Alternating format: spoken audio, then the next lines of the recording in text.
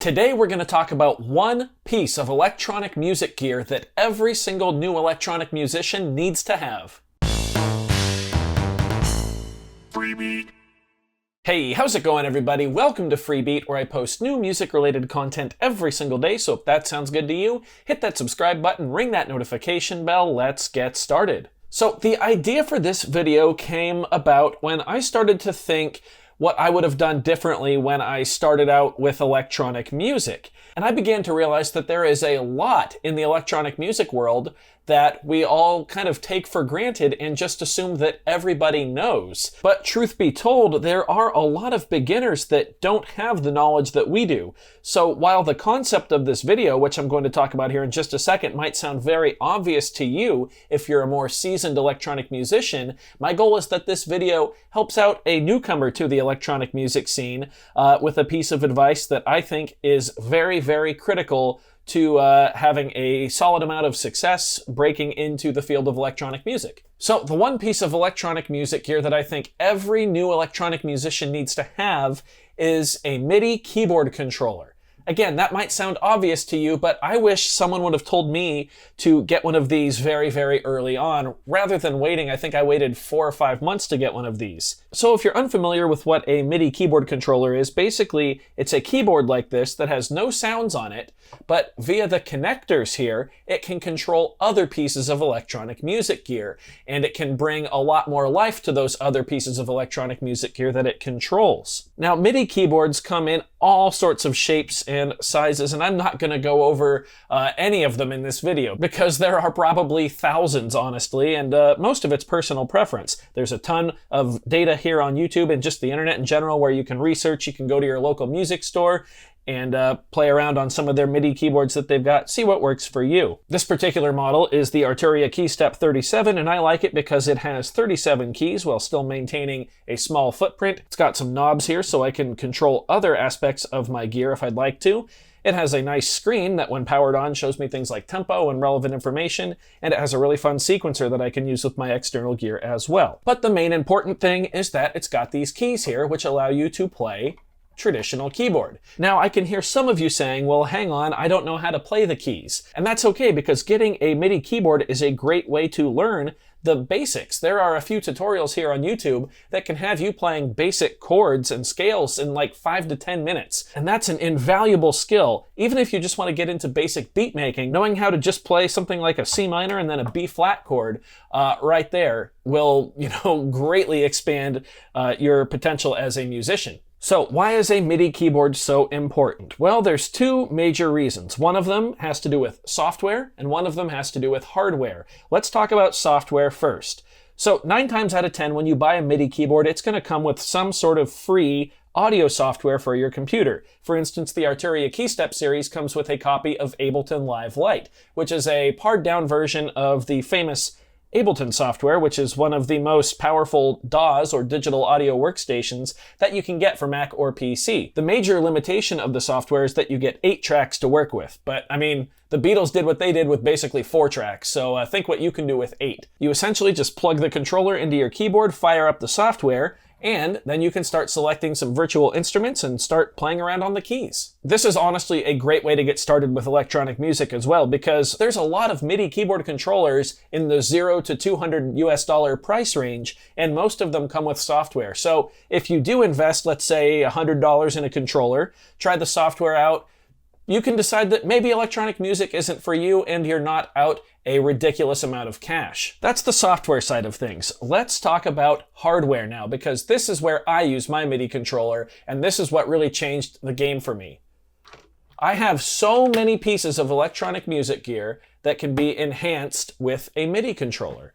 I've got my Korg Volca keys. I've got my Electron Model cycles. I've got my Behringer Model D.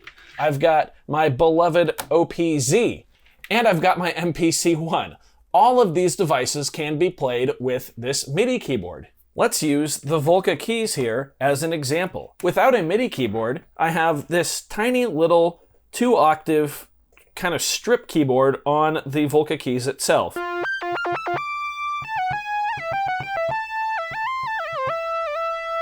It's kind of hard to play, honestly, and it makes this thing not very much fun, especially if I go into poly mode and try to play like a 3-note chord here. Let's try to play A minor.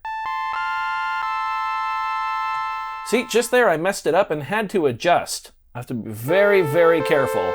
Let's jump down to G. See? F, G. Very, very difficult. Now, let's power on the key step here. I've already got it connected via Midi. Let's try to play that same chord.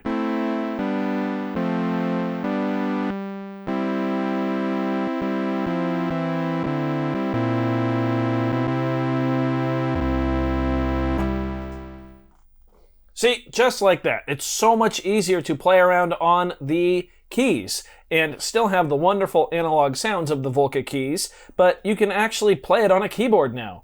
Way better for playing like little lines as well.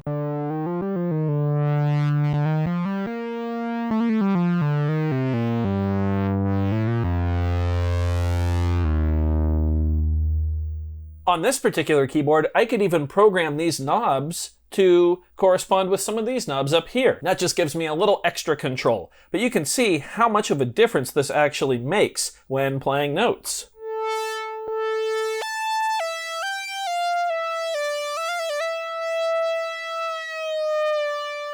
It's got that awesome pitch bend strip as well, which most MIDI keyboards these days do have some sort of pitch and modulation wheel or strips or some way of affecting those parameters. This takes the Volca keys from a $150 little analog kind of music tinkering box to an actual, recordable synthesizer, which is a really powerful thing. Now, that would work the same on something like the Behringer Model D or the Electron Model Cycles or the OPZ. In fact, it makes playing those instruments much, much more comfortable and easier. But now let's imagine a scenario where you've grown as a musician. You've got some new gear, some higher end gear. Let's say you went and spent a little more money than the Volca keys on something like the MPC-1, which is a full, basically DAW. It's a full arranger and workstation in a box. Let's pretend we didn't have the MIDI keyboard and see how we'd have to play this instrument here. So I've got a synthesizer pulled up.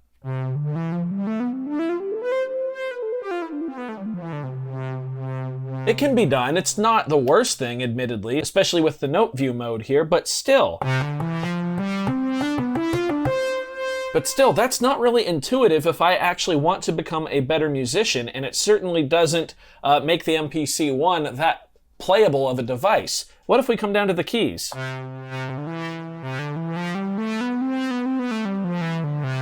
And I should note quickly that I am not a keyboard player. I'm a drummer. I am completely self-taught. I just kind of figured out where stuff works and how it goes.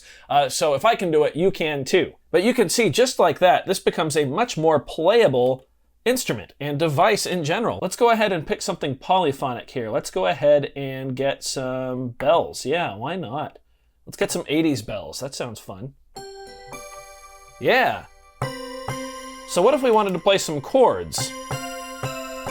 Sure, you could do some awkward fingers like that, or you could go in and program some chords, so... But if you actually want to have control over what you're playing and writing, wouldn't it make more sense to do that on a keyboard?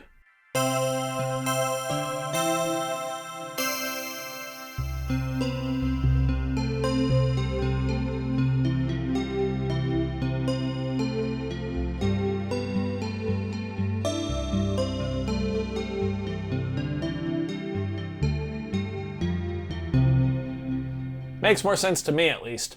Now let's say you pick up a MIDI controller before you get anything else. What's neat about that scenario is that MIDI controller can come with you as you upgrade the gear around it.